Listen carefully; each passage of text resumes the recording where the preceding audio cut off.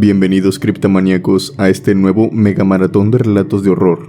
Espero les guste y tengan el tiempo para disfrutarlos, mientras desarrollan su trabajo, mientras hacen la comida, o mejor aún recostados y relajándose en su cama, con los ojos cerrados, para adentrarse de esa manera aún más en las historias.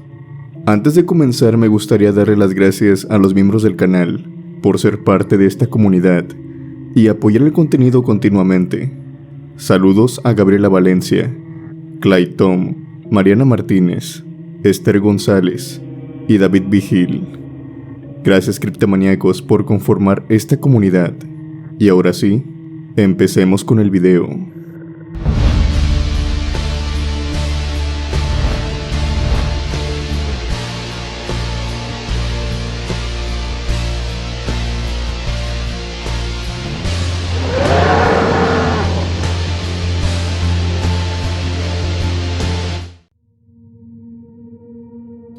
La primera historia viene de parte de una página web. Una persona que dice haber trabajado como paramédico antes de entrar a estudiar la carrera de medicina. Compartió algunas de sus experiencias más aterradoras desempeñándose en este oficio. Él explica en un principio que es una persona muy religiosa y que de algún modo eso le hacía tener vocación por servir y querer ayudar a las personas que estuvieran en peligro.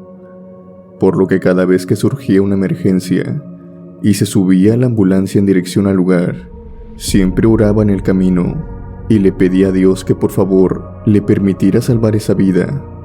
O por lo contrario, si el destino de esa persona era el de despedirse de este mundo, que por favor le diera la oportunidad de despedirse de sus seres queridos. Esta parte final siempre la repetía en cada oración que hacía, pues en el pasado había vivido algo parecido con su padre, y él asegura que es horrible tener ese sentimiento de no poder despedirse. A partir de aquí, él empieza a explicar su historia. Obviamente no siempre se me cumplía esta petición que le hacía, pero hubo una ocasión que esta plegaria que tanto le hacía se dio de una manera sorprendente. Todo comenzó cuando estaba en el hospital. Recibimos una llamada de emergencia. Era debido a una niña que estaba sufriendo un ataque. Padecía de sus pulmones según su madre nos había dicho por teléfono. No pudo especificarlo muy bien ya que se encontraba totalmente alterada. Salimos con el equipo necesario para poder tratar problemas de asma y demás cosas. Pero para nuestra desgracia y poner más difícil todo, nos encontrábamos en el mes de diciembre y había mucho tráfico. A pesar de que los conductores se hacían a un lado, tardamos más de lo que pensábamos. Cuando llegamos había mucho alboroto y a grandes rasgos la niña no tenía mucho movimiento. Uno de mis compañeros, el que tenía más experiencia de todos, la examinó y nos dijo que la niña había fallecido. Yo me quedé en la habitación de la niña junto con su madre, mientras que las demás personas se encontraban en la sala de la casa. Yo le estaba retirando todo el equipo cuando en eso, la niña respondió. Su voz no sonaba moribunda, ni siquiera entrecortada o con falta de aire. Esto me sorprendió mucho. La niña le dijo a su madre que se acercara y con una sonrisa se empezó a despedir de ella. Seguro se preguntarán por qué no salí en búsqueda de mis compañeros, o su madre salió despavorida buscando a sus familiares gritando de alegría. Prácticamente lo que estábamos viviendo era un milagro. Verán, cuando la niña habló, el ambiente de dolor y tristeza cambió abruptamente. Sentí un ambiente de paz y tranquilidad. Era como si de repente la habitación se hubiera aislado de toda la casa. E incluso puedo asegurar que los llantos y voces del exterior ya no se escuchaban. Todo era casi celestial. También tenía la sensación de que esa niña ya no se encontraba viva. Era como si tanto la madre como yo supiéramos que esto era momentáneo. Y así como la niña le dijo unas últimas palabras, me volteó a ver y me sonrió, como diciendo gracias. Gracias por al menos intentarlo. Después cerró sus ojos tan tranquilamente para ya no volver a abrirlos. Esta fue una experiencia muy asombrosa. La madre estaba triste, pero a la vez la veía como satisfecha. Sin duda, despedirse de un ser querido cambia mucho en cómo te impacta su deceso. Si bien en lo que a mí respecta, esta anécdota es paranormal, pero a la vez también muy hermosa. Aparte de esto, también me sucedió algo más. Otra experiencia que no fue para nada parecida a esta. Esta me dejó severamente aterrada y expectante de las cosas que me podía encontrar en la ambulancia.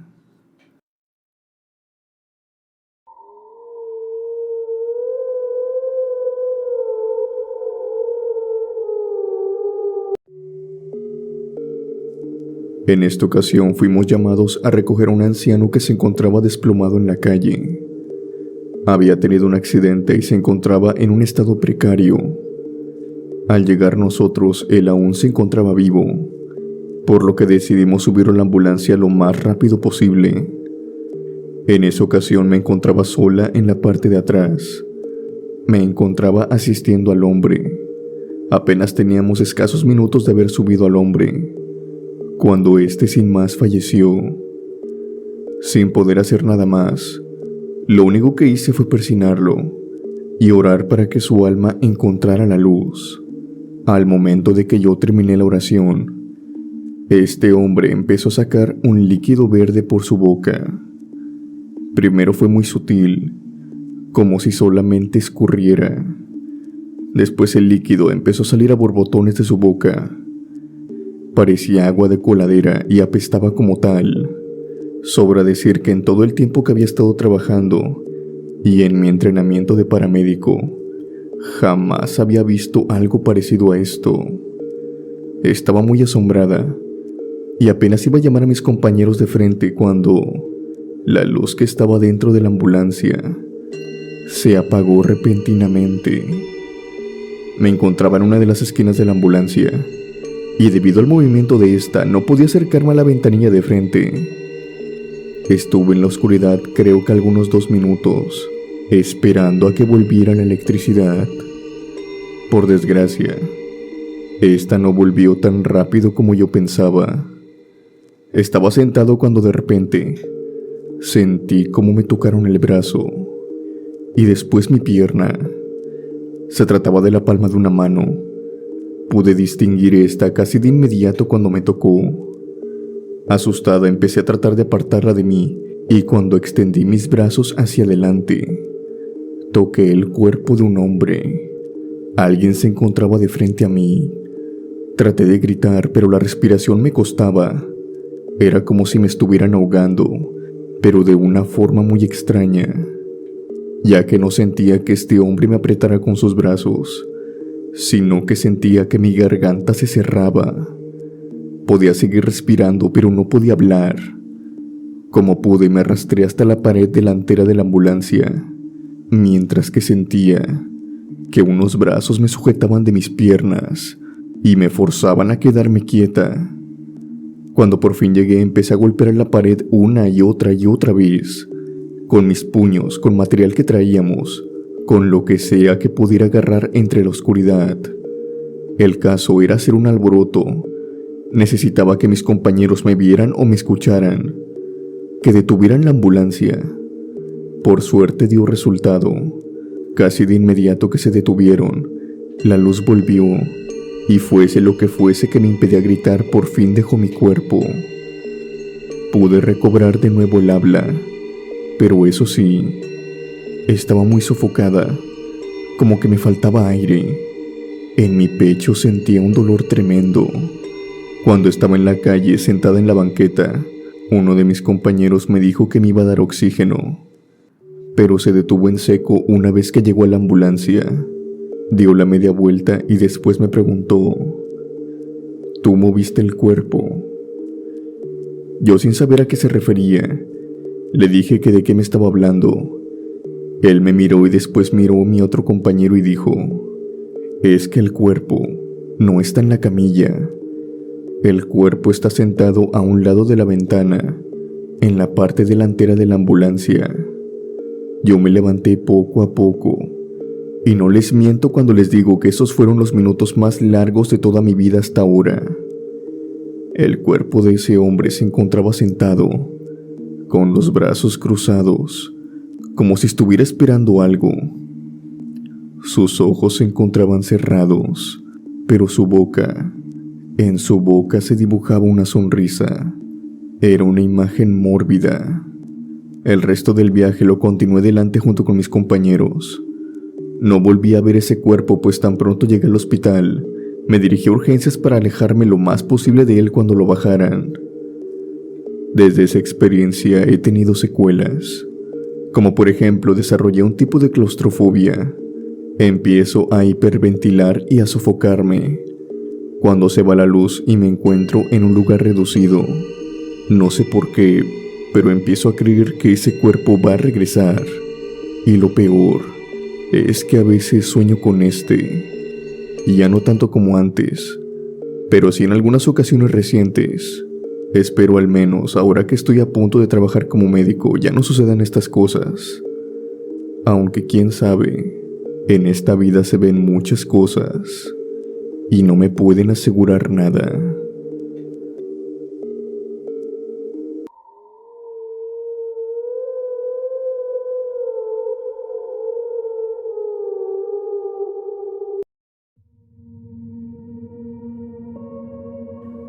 Trabajo como paramédico desde que salí de mi bachillerato, ya que ahí se nos daba una especialidad de enfermería y sabía lo esencial para trabajar en ese empleo mientras tomaba mi año sabático.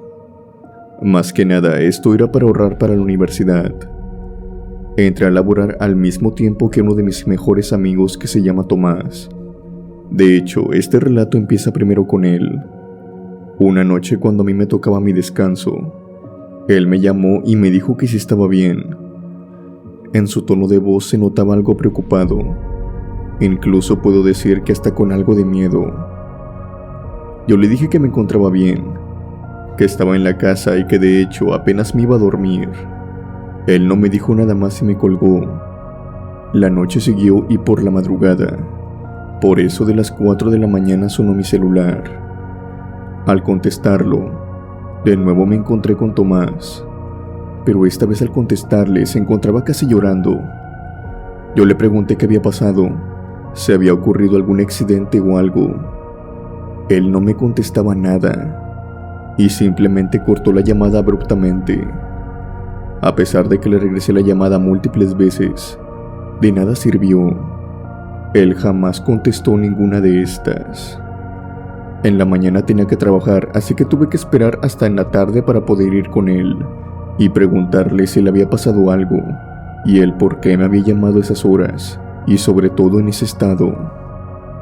Él, muy extrañado, me dijo que no me había llamado, que de hecho esa noche, apenas recién llegó, salieron a una emergencia, pero que la persona que transportaban había perdido la vida en el transcurso del viaje. Dice que al momento de salir de la ambulancia perdió su celular y que por más que lo buscó no logró encontrarlo. Por lo tanto, no era posible que él me hubiera llamado a esa hora, ni mucho menos en la madrugada. A la noche siguiente se repitió el mismo suceso. Me encontraba dormido cuando mi celular sonó. Al contestarlo era Tomás. Lo escuchaba de nuevo llorando y suplicándome por algo, pero yo no sabía qué era. De hecho, ni me daba pista alguna. Solamente me pedía perdón una y otra vez, y después me cortaba la llamada. Esto lo repitió 3 veces en la noche. Al día siguiente fui a reclamarle porque pensé que me estaba jugando una broma, pero él de nuevo me dijo que no, y me volvió a repetir lo mismo. No había hallado su teléfono desde esa vez. De hecho, él ya lo daba por perdido prácticamente. A mí me costaba creer esto, ya que su voz era idéntica a la que sonaba en el teléfono, aunque sabía que él jamás me jugaría una broma de tan mal gusto como esta. Al día siguiente mi turno se cambiaba al de noche, y no me imaginé ni siquiera que las respuestas a esas llamadas Las vería esa noche. Recibimos otra llamada de emergencia, del mismo lugar del que Tomás había salido noches anteriores. La urgencia era ahora para un niño. Más en concreto, provenía del hijo del hombre que había fallecido hace 2 noches. Al llegar, la policía ya estaba en el lugar. Subimos y nos dijeron que no tenía caso que lo viéramos, que el niño había fallecido hace ya mucho. Creían que la misma noche en que el padre lo hizo. Todo esto debido al estado en el que fue encontrado su cuerpo. Su cuerpo no había sido descubierto simple y llanamente, porque este mismo niño se había encerrado dentro de un baúl que se encontraba debajo de su cama, y justo ahí permaneció. Este caso tiene muchas interrogantes, pues algunos decían que el niño había sido encerrado, ya que él mismo no pudo haberse metido y cerrado por fuera. Otra cosa que no tenía sentido es que múltiples celulares se encontraban dentro del baúl junto con él, y uno de esos tantos era el de Tomás. Esto fue investigado, pero no se dio con algo en concreto. El caso fue muy sonado a nivel local, pero jamás, y creo que hasta el día de hoy, se pudo saber qué fue lo que ocurrió. No tengo idea de cómo realizaron esas llamadas, pero Tomás no lo hizo. No me queda otra cosa sino pedir todas las noches que mi celular no vuelva a ser llamado por ese número.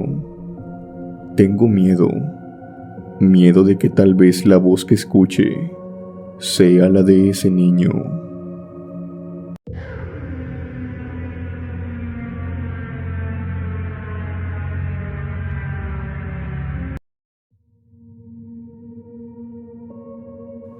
Me llamo Javier y quisiera contar una historia que me sucedió cuando me encontraba trabajando como camionero en los años 90. En aquel tiempo era un muchacho apenas que se acababa de casar. Mi esposa y yo, por dificultades familiares, tomamos la decisión de mudarnos al estado de Guerrero. Una vez ahí y sin conocer a nadie, como pude encontré trabajo de camionero, mientras rentaba un cuarto para mi esposa. En mi primer viaje empezó este acontecimiento. Verán, a lo largo del camino, a veces descansamos en paraderos de camiones. Es una zona más o menos segura, además de también haber puestos de comida y máquinas de sodas, por si alguno de los camioneros quieren cenar algo antes de dormir.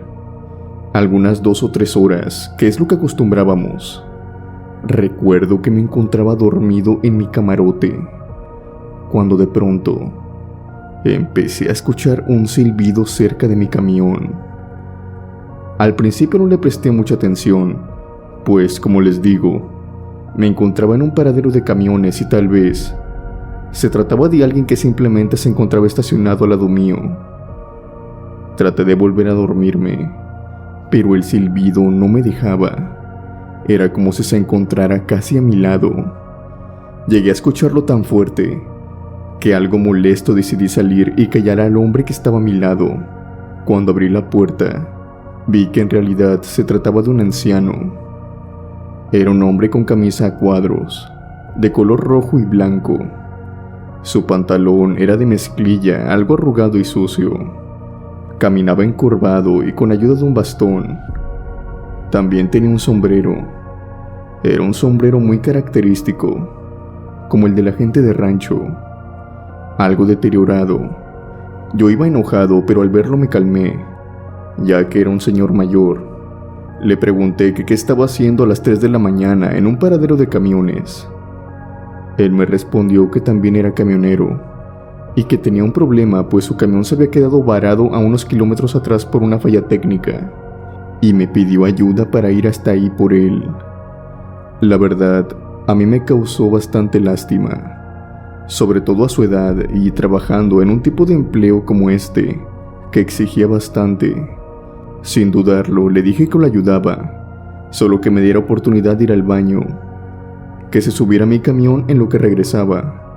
Este anciano estaba fumando un puro, por lo que al pasar cerca de él, el humo de este entró en mi nariz y comencé a toser un poco, pero se fue agravando ya que cuando llegué a los baños, me raspaba la garganta y tenía los ojos irritados. Dentro de mí dije, vaya que el don le da duro a eso. Cuando estaba terminando de lavarme la cara, se me acercó otro camionero y me preguntó si también podía oler eso mientras se lavaba las manos. Yo confundido le dije, ¿qué es lo que se supone que debo oler? Él me contestó, ¿que acaso no hueles ese olor a puro? Se me hace que don Tomás anda cerca. Tallándome la cara le respondí, sí, si así se llama ese señor. La verdad no le pregunté, está dentro de mi camión.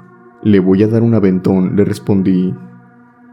De pronto la cara de aquel camionero se cambió por completo. Me dijo, no juegues con eso, mi buen, porque créeme que ese viejo es canijo, y si tanto le invocas, se te va a aparecer. Y yo le puse cara de extrañeza, y le expliqué que el anciano que había subido al camión era el mismo que me había dejado impregnado el olor a puro, y que por eso olía de esa manera el baño. Ya algo confundido me preguntó cómo era que lucía aquel anciano. Yo le dije cómo era que lo había visto, su vestimenta, su forma de caminar y el problema que me había dicho de su camión. Este camionero se presentó y me dijo que se llamaba Julio. Saliendo del baño me llevó con otro camionero que se encontraba a la salida. Al parecer eran hermanos. Recuerdo muy bien que lo primero que le dijo fue que don Tomás andaba de vuelta al paradero. Ellos dos me explicaron que don Tomás se trataba de un camionero, o más bien, fue un camionero hace muchos años. Era uno al cual tenía problemas de columna.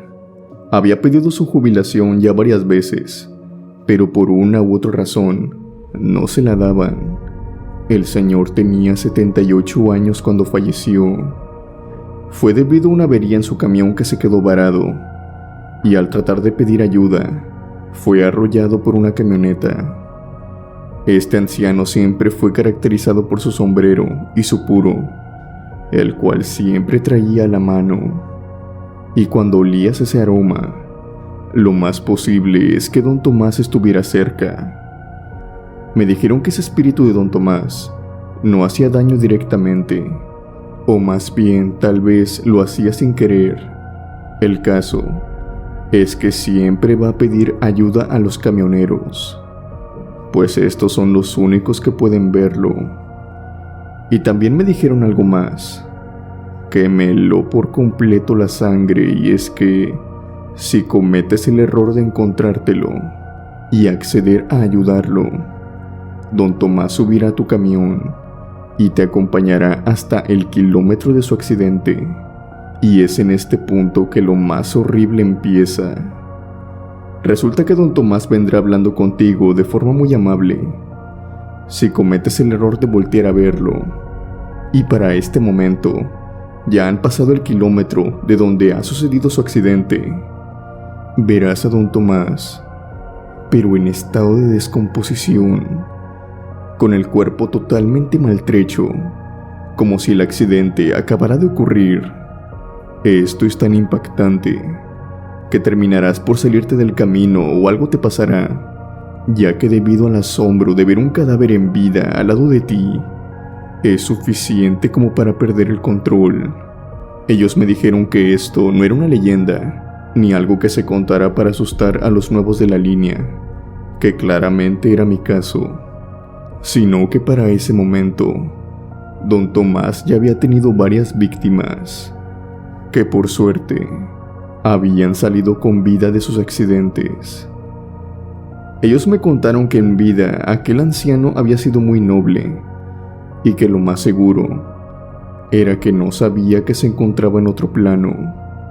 Su alma tristemente se trataba de una en pena, y que básicamente no lograba descansar en paz. Me dijeron que todos sabían que si olías aquel olor a puro y escuchaba su silbido, el que hacía cada vez que caminaba por los camiones, no debías de salir, debías ignorarlo. Algo que yo no hice. Al fin y al cabo me encontraba metido en este lío. Parte de mí se negaba a creer la historia, aunque por dentro me encontraba aterrado, ya que estos hombres me lo decían muy en serio. Yo resté importancia a sus palabras y les dije que no creía en fantasmas ni en ese tipo de cosas, y me retiré de ellos. Antes de irme, uno de ellos, creo que actuando de buena voluntad, me dijo que ignorara a don Tomás, que eso a veces funcionaba y me deseaba suerte. Caminé hasta mi camión, esperando me encontrar a aquel anciano sentado dentro, pero no se encontraba nadie. Pero de lo que sí pude percatarme fue de ese olor a puro, ese olor del tabaco. Estaba impregnado en toda mi cabina, como si alguien viniera fumando dentro. No lo voy a negar, me encontraba temblando y prácticamente volver a dormirme no era una elección. No podía hacerlo. Decidí conducir y seguir con mi camino, pero tan solo fue que moviera mi camión y salir del paradero, cuando la voz de don Tomás empezó a oírse a un lado de mí. No es broma y no fue mi imaginación. Ese anciano se encontraba sentado a un lado de mí. Lo podía ver por mi rabillo del ojo. No decidí voltear.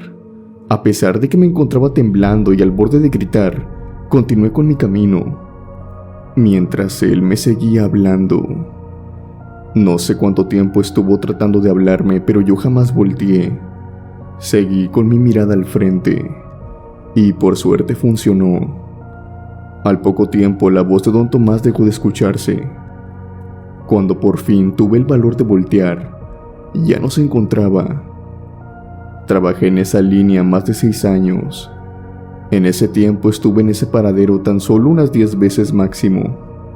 Hubiese querido decir que solamente esa vez me encontré con don Tomás, pero escuché su silbido otras 3 ocasiones cuando me encontraba dentro de mi camión, pero jamás volví a salir.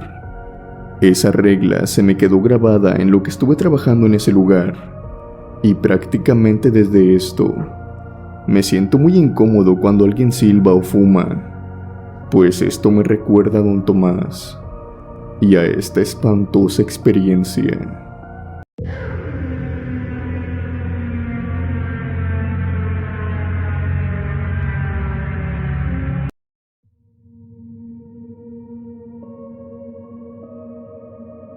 Cuando apenas empezaba a conducir un camión, mi abuelo, que fue quien me enseñó a conducirlo, me dijo ciertas cosas, ciertas advertencias y cuidados que debía de tener en el camino. Una de estas era que no debía de transportar muñecos o juguetes conmigo durante todo el viaje. Mi abuelo tenía la creencia de que este tipo de juguetes podían servir como vehículos para que durante el camino se me pegaran cosas, así como males o brujería. En fin, era un hombre que creía mucho en eso, y yo por mi parte me mantenía un poco al margen, aunque me llamaba la atención de que otros camioneros, al igual que él, creían este mismo tipo de cosas. Esto me resultaba muy curioso. Otro tipo de reglas que se me hacían, por decirlo de algún modo, algo extrañas, era que no recogiera a nadie en las carreteras poco concurridas, así sea un hombre, una mujer o un niño, ya que nunca se sabe qué es lo que realmente recoges en las carreteras. Y esto también abarcaba el hecho de recoger cosas que estuvieran tiradas en las carreteras, gasolineras o paraderos de camiones. Sin embargo, había una regla más que no terminaba de comprender. Esta era referente a cuando llegábamos a una planta textil conocida en el norte de Nuevo León. En esta planta nosotros teníamos que aparcar nuestro camión en una área designada. En el área donde nos encontrábamos esperando, me dijeron que por ninguna razón ni circunstancia tenía que abrir la caja del tráiler. Esto me lo decían estrictamente al llegar a esta fábrica. La razón no me la sabían explicar, y era que, según mi abuelo y a uno de mis tíos, les había pasado algo diferente a cada uno. Por lo regular, al llegar a esta fábrica, se supone que el tráiler venía vacío, y una vez ahí era llenado con la mercancía. Mi abuelo me dijo en múltiples ocasiones que pasara lo que pasara, no debía abrir la caja. El tiempo pasó y entré a trabajar como camionero. Durante mi primer año, nada malo me pasó, por decir, en el ámbito paranormal. Y eso que había viajado varias veces de noche. Al llegar a esta fábrica, una de esas tantas veces, eran aproximadamente las 2 de la mañana. Me encontraba dentro del camión, cuando empecé a escuchar golpes que venían de la parte trasera, o sea, que venían de la misma caja de este. La caja era de metal y muy gruesa, por lo que la magnitud del golpe tenía que ser muy fuerte para que yo la escuchara. Bajé de mi camión y me acerqué a la puerta trasera. Quité primero los seguros, pero casi de inmediato me acordé de las palabras de mi viejo. La puerta se encontraba prácticamente abierta, solamente hacía falta que la jalara. Cuando en ese momento escuché una voz que provenía desde adentro. Se trataba de la voz de un niño. Este me preguntó que si lo dejaba salir. Sentí un escalofrío que pasó de mis manos hasta mi pecho, como si fuera una corriente eléctrica.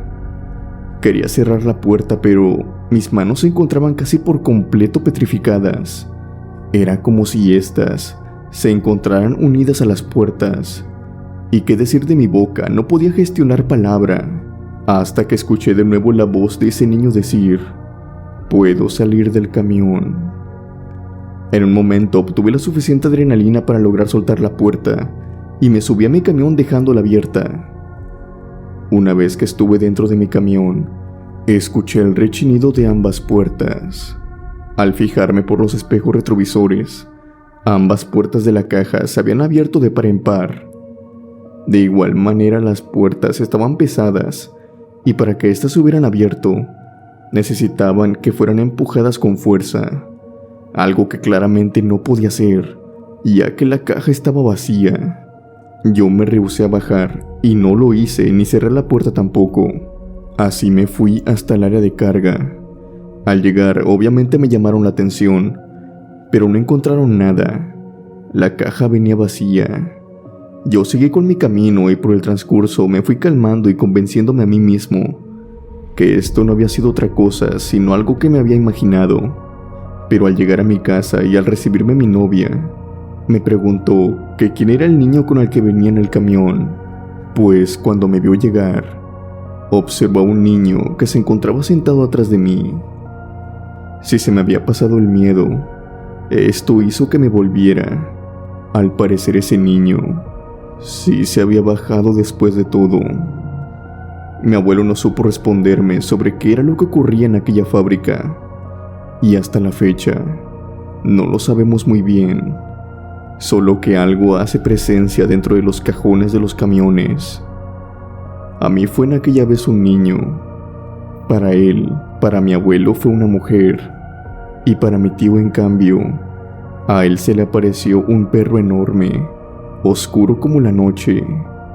Durante el tiempo que trabajé para esa fábrica, seguí esta regla a rajatabla. No importa qué es lo que escuchara, jamás volví a abrir ese cajón.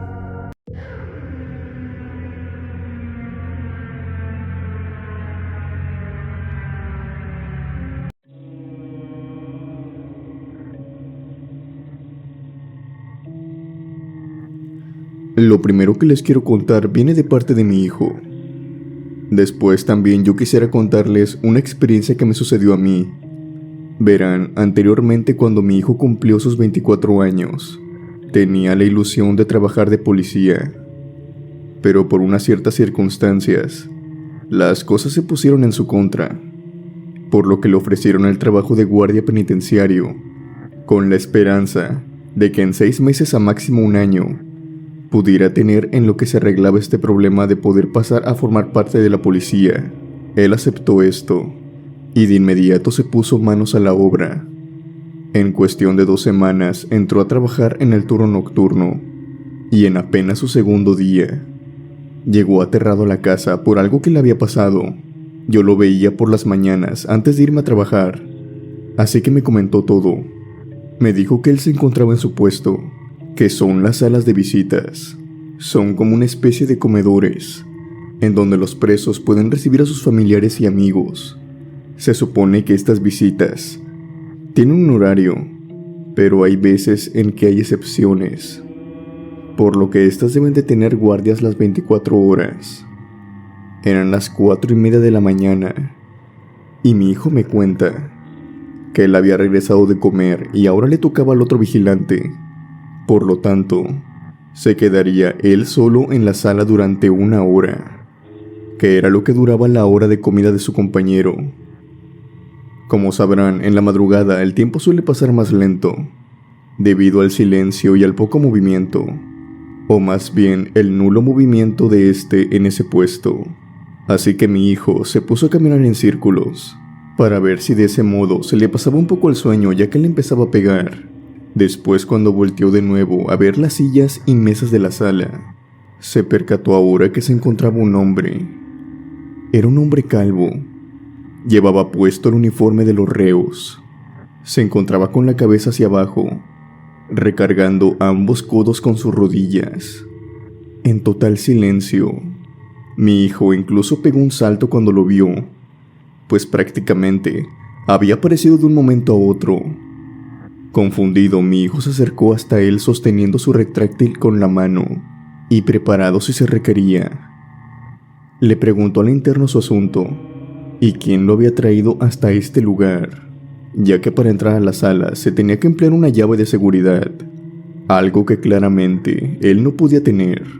Mi hijo se alarmó más cuando se dio cuenta de que este preso no tenía las esposas de las manos. Estaba libre, y aunado a este hecho, era que este prisionero no tenía su número al costado. Estaba totalmente en blanco. Era como si no estuviera registrado. El preso levantó su mirada, al borde de quedar fija con la de mi hijo. Al ver bien lo que estaba enfrente de él, sucumbió al terror, pues lo que él pensaba era un preso que quería colarse de alguna manera. Vio que se trataba en realidad de un hombre que no tenía ojos. Estaban sus cuencas vacías, y de estas escurría un líquido negro que bajaba por sus pómulos, mejillas y llegaba hasta su barbilla, dando un aspecto como si éste estuviera llorando de una manera horrorosa. Mi hijo, por obvias razones, salió corriendo y del terror pegó un grito. Cuando llegó hasta la puerta y no pudo abrirla, sacó su llave y miró hacia atrás para ver si ese hombre no lo estaba persiguiendo. Pero este ya no se encontraba.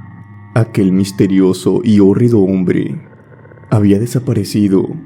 Debido al grito que había pegado, su otro compañero estaba llegando y preguntándole qué había pasado, en compañía de otros 2.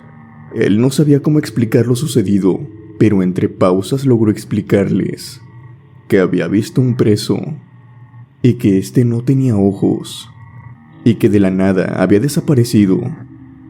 Sus compañeros le explicaron que esto era algo normal. Más bien, esto sucedía en toda la prisión. Las riñas entre bandas y cuentas pendientes a veces dejaban bajas dentro de las celdas. En los baños, en los pasillos y la sala de visitas, no había sido la excepción de esto.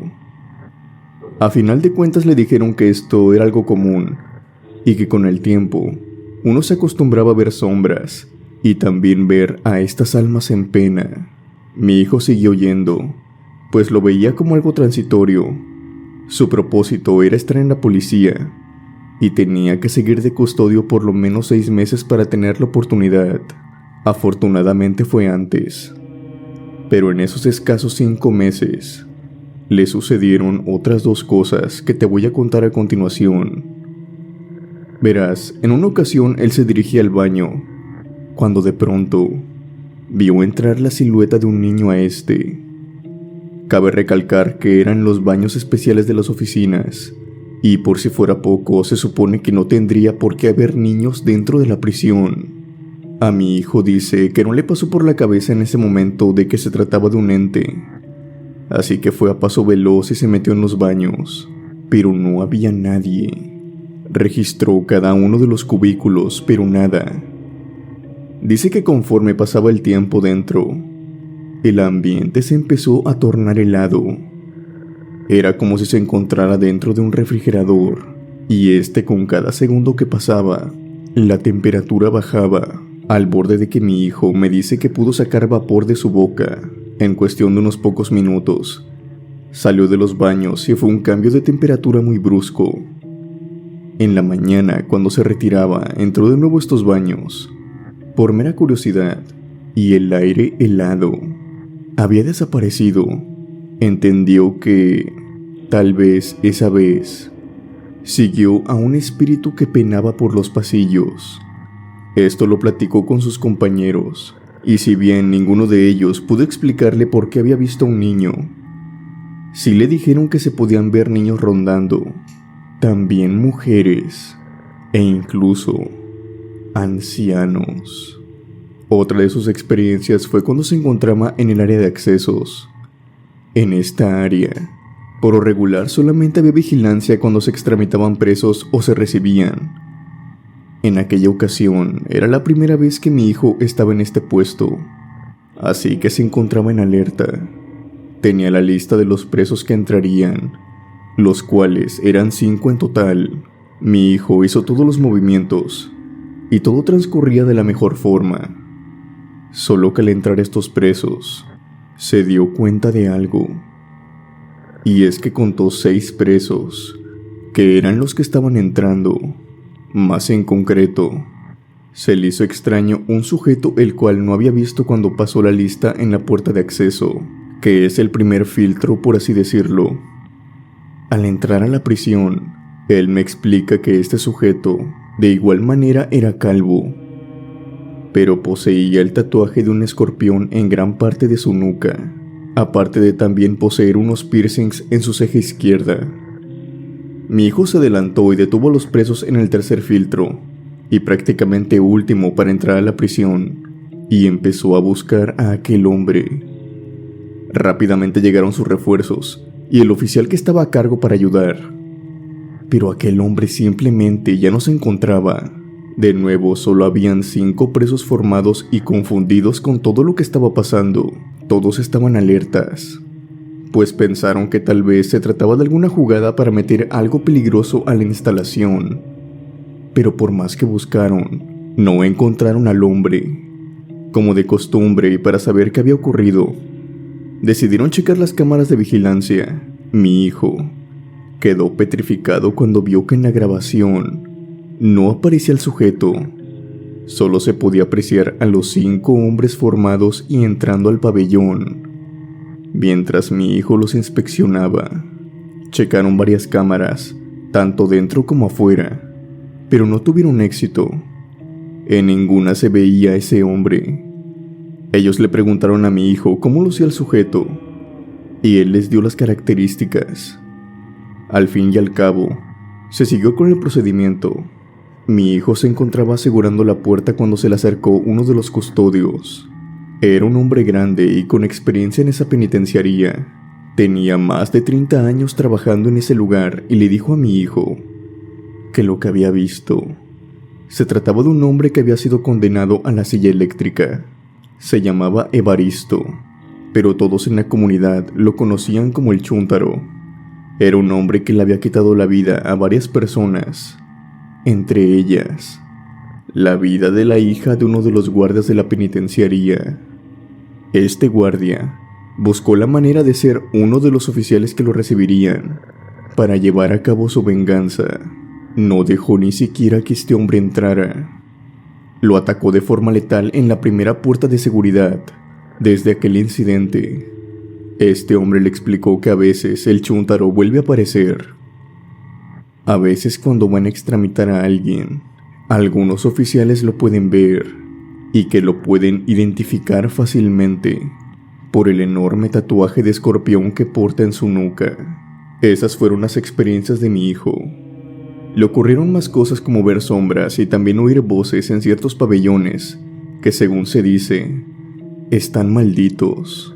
Pero estas 3 experiencias que les acabo de compartir fueron las que más lo perturbaron y que le hicieron replantear múltiples veces si seguir de guardia penitenciario.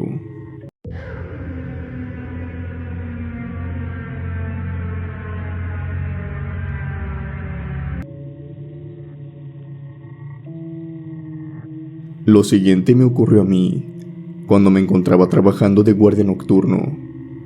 Era velador de un fraccionamiento el cual apenas acababa de terminar de construir. Era un fraccionamiento chico, solamente contaba con 12 casas y el acceso era mediante una reja que se encontraba en el centro, el cual yo custodiaba. Yo era el único velador, por lo que al dar las 12 de la noche, me tocaba dar unos rondines por las casas para cerciorarme de que nadie se adentrara a robar. Las casas estaban recién terminadas y se encontraban amuebladas también, listas para mostrar a los clientes, por lo que habían muchos aparatos como pantallas, muebles, lámparas, que tenían que ser vigiladas durante la noche.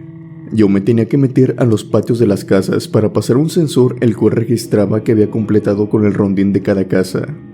Pero en uno de estos rondines me percaté de una silueta. La calle del fraccionamiento estaba iluminada, al igual que las partes del frente de cada una de las casas.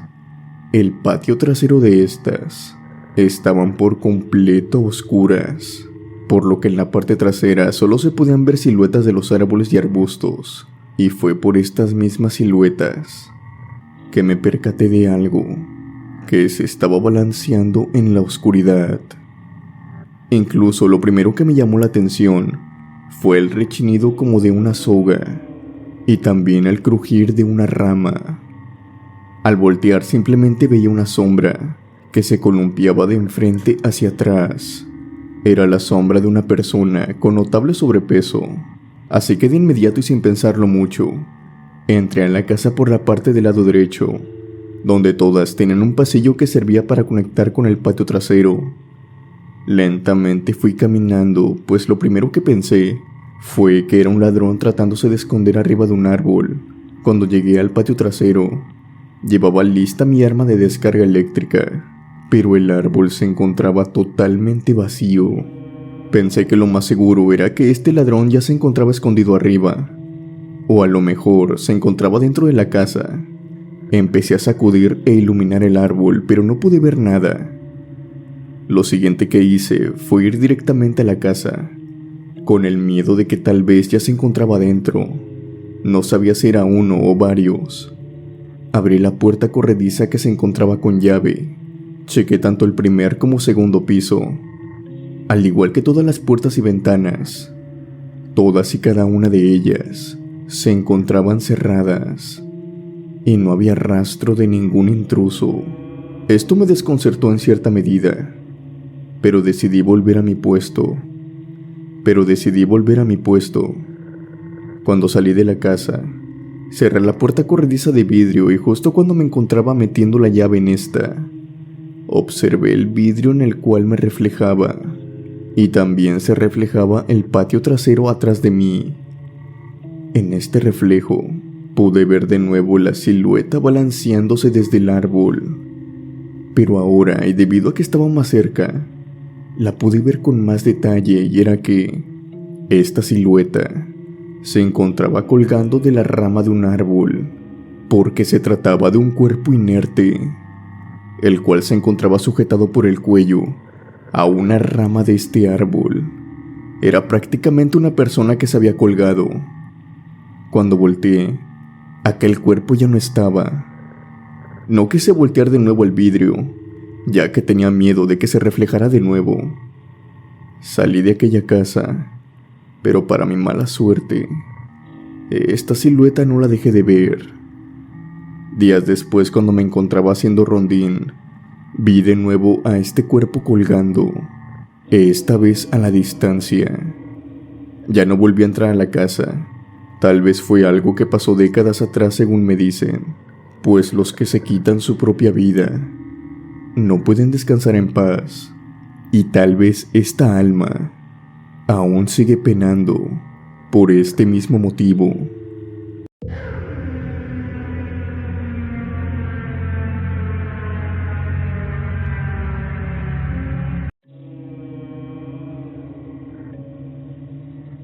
Trabajo como oficial de policía en una pequeña localidad.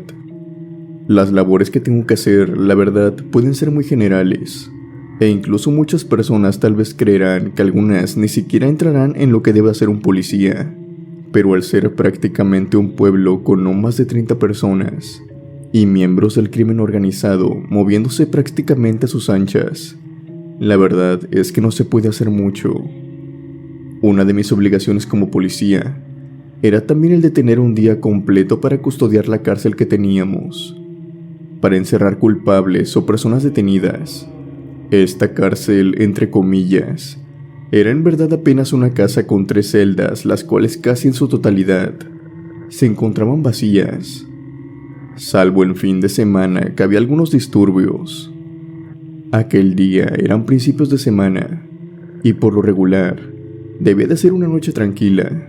Llegué al punto y para este entonces la policía del turno anterior, que me debía entregar la bitácora y novedades, ya no se encontraba. No podía reclamarle, ya que esa noche yo era quien había llegado tarde, y él, confiado en esto, me había dejado el puesto sin reportarme a nuestros superiores. Cuando llegué, las luces de las celdas se encontraban apagadas.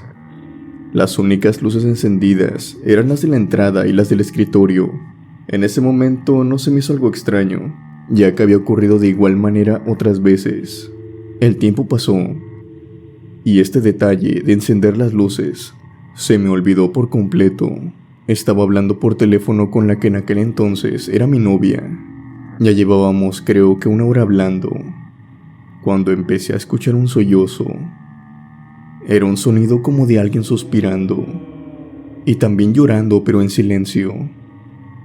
Tuve que cortar la llamada de mi novia, ya que este sonido provenía de adentro de las celdas. Estas estaban en completa oscuridad. No podía ver nada, así que tomé la decisión de acercarme a los apagadores para accionarlos. Pero las luces no se encendían.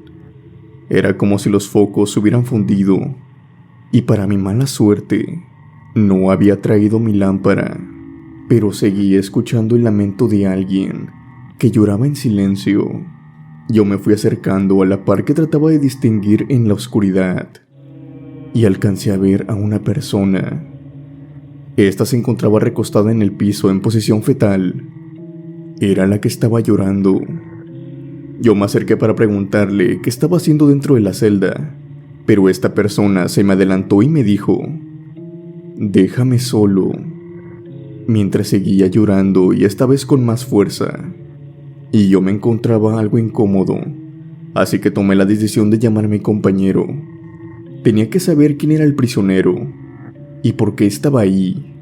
Claramente no se encontraba bien y él no me iba a decir nada, además de que no me habían dejado nada registrado en la bitácora. Al llamarlo le expliqué lo que estaba sucediendo y la persona que se encontraba dentro de la celda. Mi compañero se quedó callado por un momento y me dijo que saliera de la oficina. No me dejó discutir con él. Me repetía una y otra vez que saliera de la oficina. Yo, después de tanta insistencia, le terminé haciendo caso.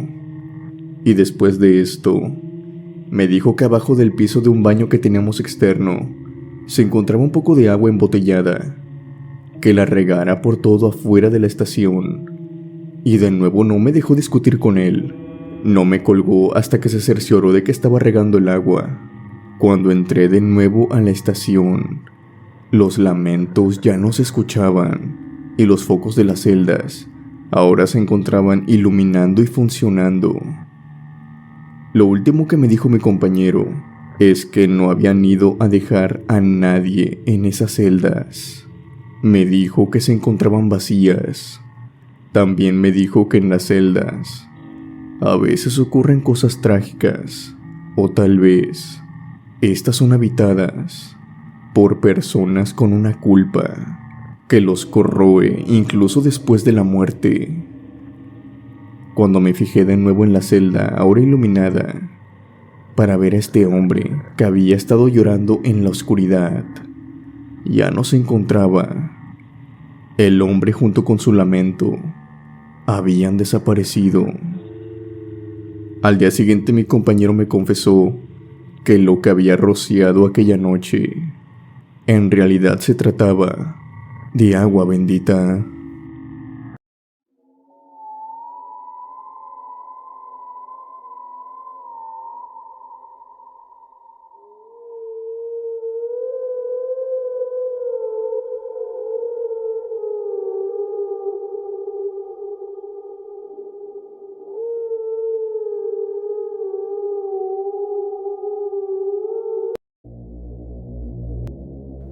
Me llamo Marcos y soy del estado de Guerrero. En esta noche quiero compartirles mi historia.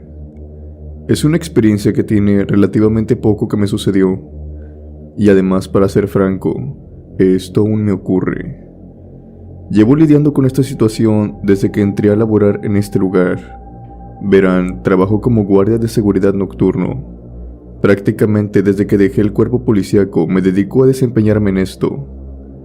Laboro mejor durante la noche, y pese a que siempre me han tocado en puestos de un solo vigilante, por lo que siempre estoy completamente solo durante la noche, jamás he sentido miedo en ninguna ocasión, salvo cuando me cambiaron al punto de vigilancia, en el cual me desempeño actualmente. Verán, hasta hace poco, de hecho en el mes de diciembre, me movieron para cuidar un estacionamiento. Este le pertenecía a un edificio forense. Mi único trabajo, la mayoría del turno, me encontraba en el estacionamiento, salvo en las primeras y las últimas horas, que eran de las 8 a las 10 de la noche, cuando tenía que entrar a cerciorarme de que todo el personal se había ido. Daba un rondín general, apagaba todas las luces y después cerraba con llave todo, y a las 6 de la mañana era todo lo mismo. Encendía todas las luces. Dejaba todo listo y abierto para el personal que iba a entrar en la mañana. La primera noche marchó con total tranquilidad. De hecho, al ser fin de semana se encontraba totalmente cerrado el edificio, por lo que no me metí para nada y solo estuve en el estacionamiento. Pero el problema comenzó en la segunda noche, que fue el día lunes. El personal dejaba las instalaciones entre las 8 o 9 de la noche a más tardar, por lo que cuando entraba una hora después, se suponía que ya no debía haber nadie. Aquella noche era el primer rondín que daba en el sitio, cuando empecé a escuchar pasos y después murmullos. Todos estos provenían del piso de arriba. Creí que a lo mejor alguien se había quedado a trabajar algunas horas extra. Era prácticamente nuevo, así que no sabía cómo se manejaban. De todas maneras, tenía que cerciorarme de quién se encontraba arriba, así que subí inmediatamente. Cuando estaba llegando al piso, seguí los murmullos para encontrar la sala de la cual provenían. Estos provenían de una sala fría. La puerta incluso estaba helada. Parecía como si estuviera abriendo un refrigerador. Encendí la luz, y en ese momento los murmullos pararon, como si se hubieran dado cuenta de mi presencia.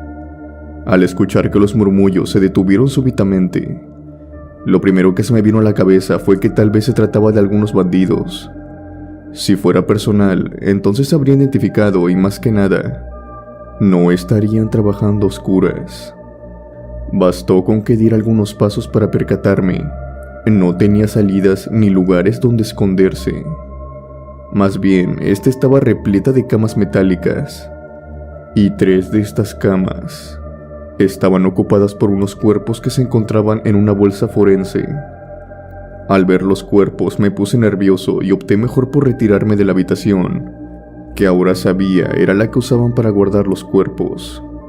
Salí de la habitación y después, cuando quise salir del edificio, tanto la puerta que se encontraba en el estacionamiento como la principal se encontraban totalmente cerradas. Yo portaba las llaves y traté de abrir varias veces, pero no podía hacerlo. Era como si tuvieran algún tipo de candado desde el exterior. cosa totalmente ridícula. Estaba tratando de forzar la puerta cuando de repente escuché un fuerte grito que provenía del segundo piso. Era el grito de una mujer. Era desgarrador, como si le estuvieran haciendo algo. Después de este grito descontrolado, hubo un silencio total. Yo me encontraba completamente mudo. Creo que era debido al miedo. Estaba rezando para ese entonces internamente, cuando las cosas empeoraron. Como les dije, había un silencio sepulcral, como de ultratumba. Fue en ese momento que empecé a escuchar un sonido que tardé en identificar. Era algo que se arrastraba, pero de grandes proporciones. El sonido llegó hasta las escaleras y después se detuvo. Sentía que se me salía el corazón, y mi terror aumentó cuando escuché cómo esta cosa iba bajando las escaleras arrastrándose, escalón por escalón. No logré aguantar más y empecé a correr. No sabía dónde se encontraban los apagadores exactamente, por lo que ya se imaginarán que estaba corriendo a oscuras, tropezándome con infinidad de cosas, hasta que llegué al área de cafetería.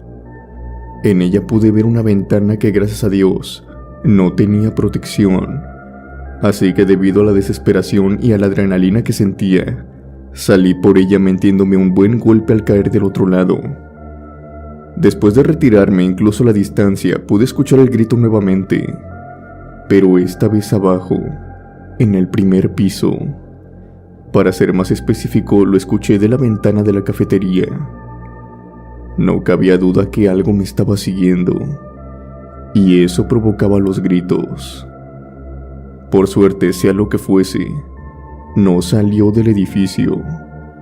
Pasé parte de la madrugada aislado en la caseta, y justo cuando dieron las 6 de la mañana, me dispuse a hablar por teléfono con mi relevo. Le pedí, es más, le supliqué que por favor viniera lo antes posible, que no se lo podía explicar por teléfono, pero necesitaba su ayuda. Estaba muerto de miedo. Por suerte, él era un buen amigo, el cual conocía de meses, así que tenía la confianza de pedírselo. Cuando llegó a los pocos minutos, no hubo necesidad de decirle nada. Él me dijo por sí solo: «¿Escuchaste los gritos, no es así?». Yo simplemente le dije que sí con la cabeza, y también le dije que me había quedado encerrado en el edificio, pero que había logrado salir por la ventana del comedor. Su cara manifestó más terror incluso, y me dijo que porque había subido al tercer piso. Y yo me confundí, ya que no le había mencionado que había subido hasta el tercer piso. Al preguntarle, él me explicó que eso ya le había pasado a alguien más. De hecho, más bien, le pasaba a cualquier persona que se quedara en el lugar más allá de las 10 de la noche. Me dijo que lo mejor sería que esperáramos a que el sol saliera. En el transcurso de ese tiempo, me contó que escuchar los gritos es algo común en ese punto. A veces se oyen unas noches, otras no, pero que lo mejor es no prestarle atención. Lo que jamás se debe de hacer es seguir estos gritos. Se dice que un médico forense lo hizo cuando se encontraba trabajando. Pasó la noche encerrado en aquel edificio, incluso sin que el guardia se diera cuenta de ello. Para la mañana siguiente, este médico había perdido la razón. Él me dijo que esa era una de las razones por la que el personal no trabajaba más allá de las 10 de la noche, aunque sonara difícil de creer. Salió el sol y fuimos hacia el edificio. Cuando llegamos a la puerta, razones no me faltaron para creerle, pues ésta se encontraba entreabierta, tal y como la había dejado cuando me metí. Todo lo que había pasado la noche anterior, como la había forcejeado desesperado para salir, no se veía reflejado en la puerta. Era como si no hubiera pasado. Desde esa noche tengo que lidiar con esto. Si bien ya solo voy 3 días por semana a este punto de vigilancia, a veces tengo la mala suerte de escuchar ese grito. Buenas noches a todos, y gracias por escuchar mi experiencia.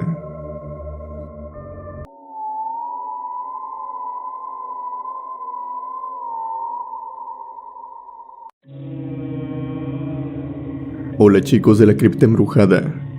Quisiera contarles una experiencia que me sucedió hace tiempo. Fue en las navidades del año 2020. Un mes antes había descargado la aplicación de Tinder. Por mera curiosidad, la escuela se había cancelado y me sentía algo aislada, incluso de mis amigos que tenía. A todo eso le sumamos que ya ni siquiera podíamos salir bien a la calle, con lo de la emergencia sanitaria que había. Así que tomé la decisión de conocer personas por esta aplicación. Si bien durante 2 semanas conocí a algunos chicos, no surgió nada interesante, al menos hasta que entró la primera semana de diciembre. Hice match con un chico que daba la casualidad que la información que según él ponía en la descripción, los dos íbamos en la misma universidad. Empezamos a platicar sobre las materias y el campus, a pesar de que ambos llevábamos 2 años en la misma facultad. No nos habíamos visto, aunque también no era algo de otro mundo, ya que el campus es enorme. En fin, de todos los matches que había hecho, él fue el único con el que en verdad la plática fluía. Parecía ser que cualquier cosa que le preguntara, él ya sabía mi respuesta, o sabía lo que me gustaba. Me empezó a mencionar también cosas personales, o bueno, más que nada sobre mis amistades. Él me dijo que me había buscado por mi nombre de usuario de Tinder en Facebook, y que si no me importaba. Yo no lo vi mal, ya que si te interesa la persona, pues empiezas a buscar más sobre ella en otras plataformas. Al pasar los días, le di mi Facebook y también mi WhatsApp. Algo extraño que noté de primera instancia fue que en su Facebook no había muchas amistades, ni tampoco había muchas fotos. Después, al ver un poco más, me di cuenta que este había sido creado en septiembre de ese mismo año. Tan solo tenía unos meses. Él me dijo que había cambiado de Facebook, y además que no solía ser muy activo por ahí. Nuestra conversación fluyó solamente por WhatsApp, y quedamos muchas veces en encontrarnos, pero él siempre encontraba una excusa para no asistir.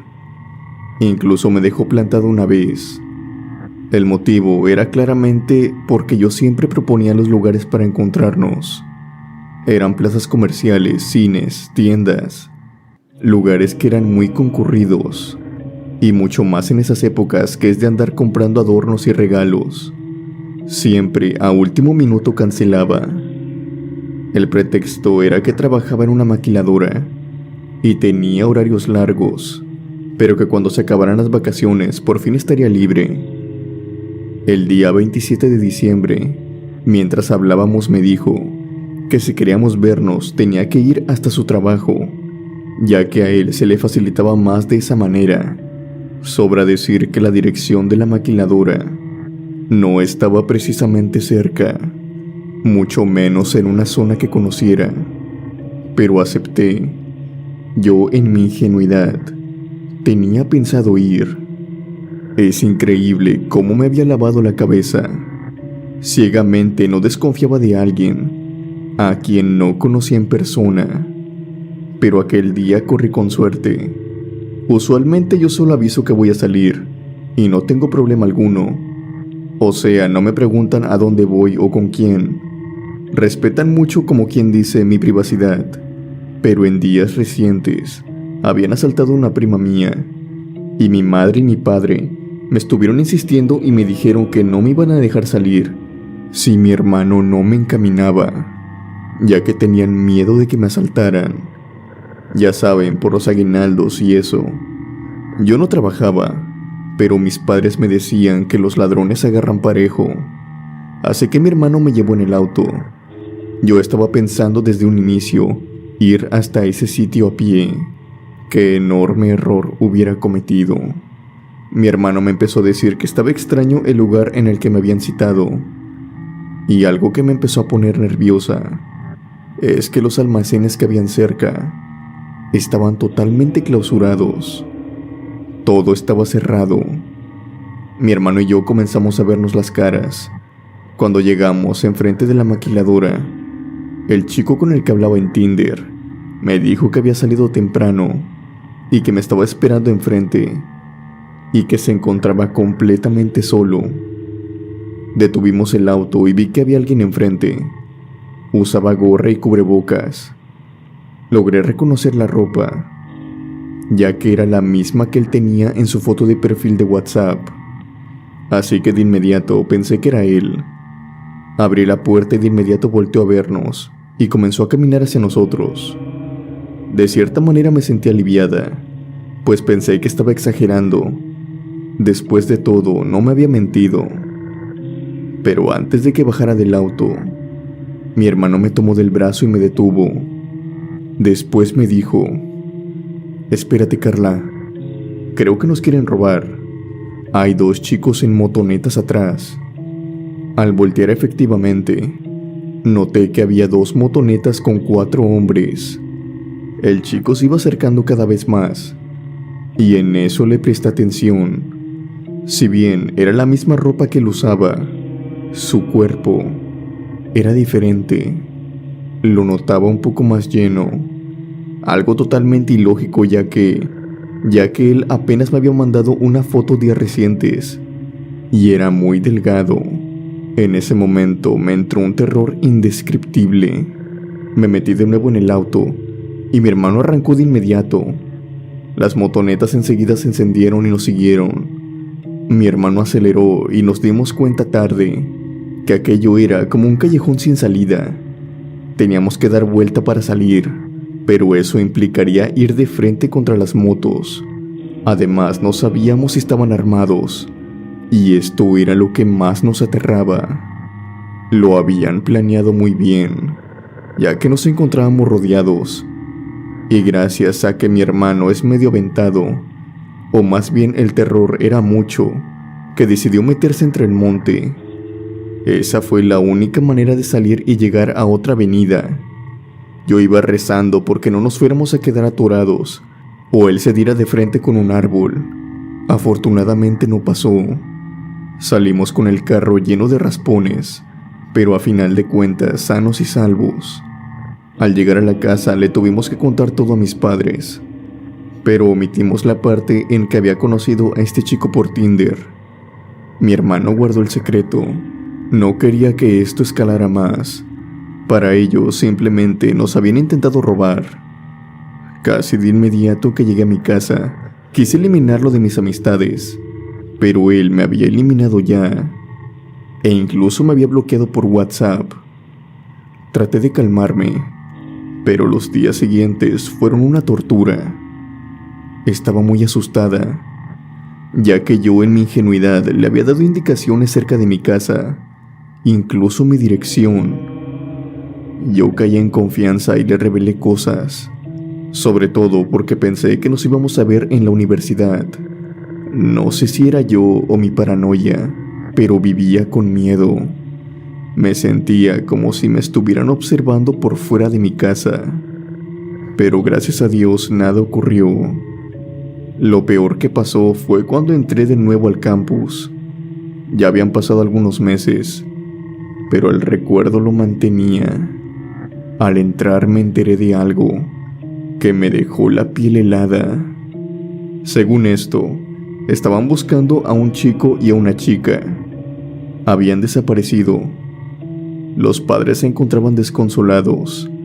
La única pista que tenían era que habían salido a encontrarse con un amigo y jamás volvieron. Para colmo, no podían identificar a este dichoso amigo. Para ser sincera, no sé si volvieron a aparecer estos estudiantes, pero sin lugar a dudas, tuve más cuidado con quién conocía y con quién me citaba, y me queda más que claro que tuve un ángel que me salvó, porque si no me hubiera ido con mi hermano y no me hubiera ido en el auto, tal vez nunca hubiera tenido la oportunidad de compartir esta historia.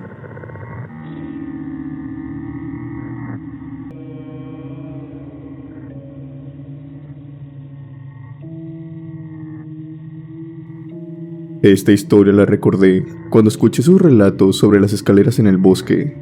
Me pasó algo similar, pero esto fue a orillas de un río y fue un cementerio. Cuando me pasó esto, Apenas acababa de cumplir mis 15 años. Recuerdo que eran vacaciones y mis padres me habían llevado a conocer unos tíos lejanos, de parte de la familia de mi madre. Aquel día cuando llegamos, yo era el único joven en la casa, así que al atardecer, le dije a mi madre que saldría a dar una vuelta. Era un pueblo pequeño, donde comúnmente todos se conocían, por lo que no tenían pendiente en que saliera a caminar. Caminé casi por todo el pueblo, hasta llegar a una brecha a orilla del río. Acá en Veracruz, estos ríos son muy habituales, para que los niños vengan a bañarse o simplemente a jugar en ellos. Sin embargo, y a pesar de que ya haya recorrido este río otras veces, por lo que esta experiencia me desconcierta mucho, aquella ocasión, este río me llevó a un lugar el cual yo no conocía. Comencé a ver cruces de madera a las orillas del río. Estas cruces iban siendo cada vez más laboriosas, conforme yo seguía avanzando. Las primeras cruces que vi eran de madera, pero muy desgastada, como podrida o quemada. Después, estas fueron de una especie de material como el concreto. Todas estas se encontraban a la misma altura, a orillas del río, en forma recta, como si un gran número de personas hubieran perdido la vida en ese río.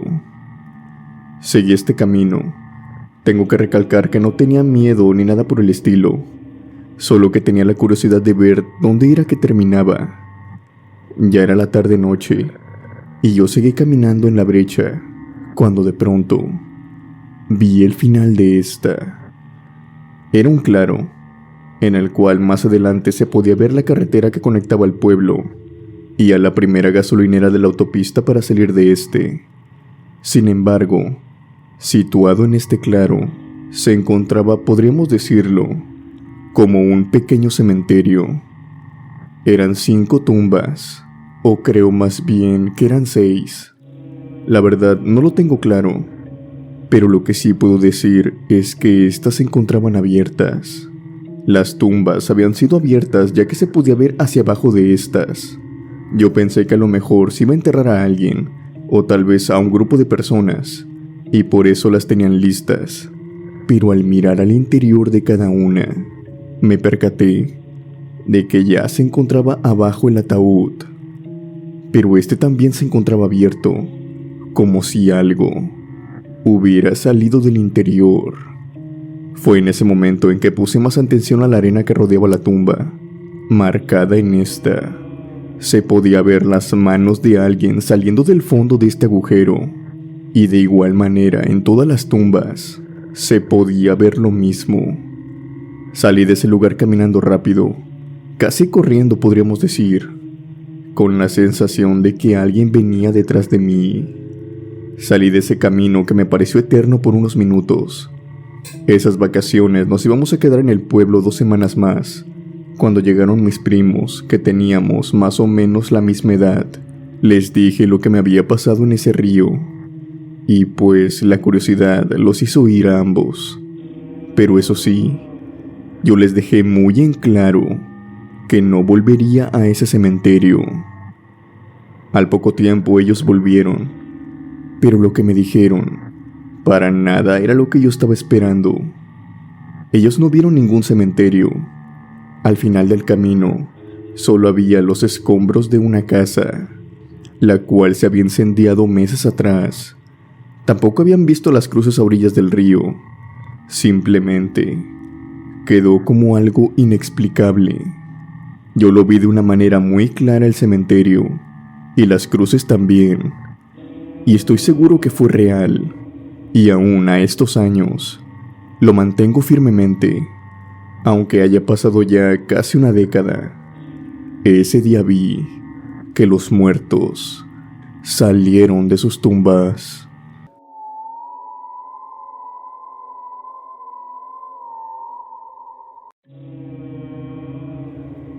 Esto que pasó sucedió cuando falleció una de mis tías. Ella era joven. Me superaba tan solo por 7 años. Tenía tan solo 22 años de edad cuando falleció en un accidente en la carretera. Yo en ese momento tenía apenas 15 años y mi abuela, la verdad es que lo resintió mucho como cualquier madre lo haría. Después de su funeral, recuerdo que mi abuela iba diariamente a visitar a mi tía al cementerio. Se pasaba con ella 2 horas diarias.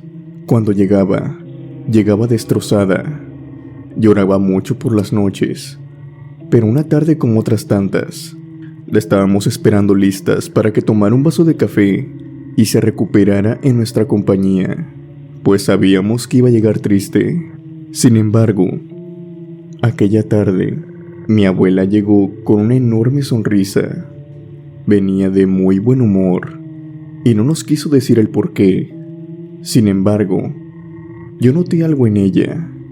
Tengo muy bien desarrollado el olfato y el olor que emanaba de mi abuela me recordaba mucho al perfume de mi tía, la que había fallecido. Supuse que a lo mejor la extrañaba tanto que había decidido comprar su perfume y tenerlo como recuerdo. Pasaron los días y después las semanas. Mi abuela continuaba yendo al cementerio diariamente, pero sin embargo, notábamos que volvía cada vez más feliz, y ese aroma noté que siempre lo traía al volver del cementerio, jamás cuando se iba. Por curiosidad, en algunas ocasiones, quise encontrar el perfume de mi tía, pero jamás lo hallaba en el cuarto de mi abuela. Al paso de poco tiempo, mi abuela comenzó a dejar de ir al cementerio, y aprovechando que tenía una buena comunicación con ella, le pregunté si le había costado mucho superar el fallecimiento de su hija, pues ya la veía mejor, mucho más repuesta, y eso me alegraba. Ella me contestó que aún la extrañaba, pero que se sentía en paz cuando pudo hablar con ella. Mi abuela me confesó que cada vez que iba al cementerio, hablaba con mi tía, pero no en sentido figurado, sino que ella me juraba que en realidad veía a mi tía en el cementerio y hablaba con ella en carne y hueso, así como estaba hablando conmigo. En ese preciso instante, la abrazaba y se despedía de ella, y esto le ayudó mucho a dejarla ir. Mi abuela me soltó una leve sonrisa y me dijo que de seguro no le creía, pero que estaba bien, que ella había podido ver a su hija, y con eso se conformaba. Durante semanas pensé que tal vez mi abuela extrañaba tanto a su hija, que se la imaginaba en el cementerio. Al menos, era lo que yo creía. Al paso exactamente casi de un mes, entró el mes de noviembre, y con él las celebridades del Día de Muertos. Yo iba a tener que salir del pueblo, así que el 1 de noviembre decidí ir a dejar las flores a la tumba de mi tía, ya que no estaría al día siguiente. Jamás he sido muy buena para las direcciones, o para más o menos ubicarme en algún lugar, y en aquella ocasión, esto se hizo evidente, ya que al ir sola, pude dar con su tumba muy apenas, pero a la hora de retirarme, se me hizo muy difícil, pues estaba prácticamente perdida. Era un cementerio municipal, así que era algo grande. Estaba desorientada y en ese momento se me acercó una mujer. Esta mujer, cabe decir que no la conocía de nada. Ella llegó y se presentó conmigo. Me dijo que era la jardinera del cementerio y que si me podía ayudar en algo. Yo le pedí que por favor solo me mostrara la salida, y ella accedió amablemente. Cuando caminé con ella empezamos a platicar de una forma muy casual sobre mi familia, mi madre, mis hermanos. Era como si ya me conociera de años. Me daba una enorme paz. Al estar un par de metros de la salida, ella me despidió y me dijo que tenía que volver a hacer su trabajo. Yo le agradecí y caminé hacia esta. Al mismo tiempo que iba entrando don Jorge. Era un vecino que durante años vivió a un lado de nuestra casa, pero se había ido a vivir unos años atrás a la Ciudad de México. Cuando me vio, me saludó y me preguntó si María y yo, que era el nombre de mi tía, habíamos ido a visitar a los bisabuelos. Y yo le dije que no, que por desgracia, y si no lo sabía, a la que había ido a visitar era mi tía. que había fallecido hace unos meses atrás. Él se me quedó mirando de una manera muy extraña y me dijo que no estuviera bromeando con eso, sobre todo en esos días. Yo le dije que no estaba bromeando y que en verdad mi tía había fallecido. Él me contestó que eso no era posible, pues había visto cuando iba entrando al cementerio que estaba hablando con ella y que después regresó adentro del cementerio cuando yo iba saliendo. Yo le expliqué amablemente que se había confundido, que esa mujer no era mi tía, que solamente se trataba de la jardinera del cementerio. Estábamos en la puerta de este al mencionar esto, por lo que el cuidador, que se llamaba Genaro, el cual también conocíamos desde hace poco, se nos acercó y me pidió que repitiera de favor lo que acababa de decirle, para después decirme a mí que no había nadie en el cementerio que trabajara de jardinero, que esa labor también la desempeñaba él, que no había ninguna mujer con las características que yo afirmaba. Confundida dejé aquel cementerio, pero por el camino reconocí el aroma del perfume que mi tía siempre usaba, el aroma que mi abuela siempre traía al llegar del cementerio. Ese mismo aroma, ahora lo portaba yo. Estaba impregnado en mi ropa, como si me hubieran abrazado. En ese momento, recordé que la supuesta jardinera lo había hecho. No sé si fue debido a las fechas. A lo mejor mi tía me quería dar un último adiós y de alguna manera lo hizo. Pero lo que sí puedo constatar es que jamás volveré a dudar sobre lo que diga mi abuela, pues es un hecho para mí que pudo hablar con su hija después de que ésta había fallecido.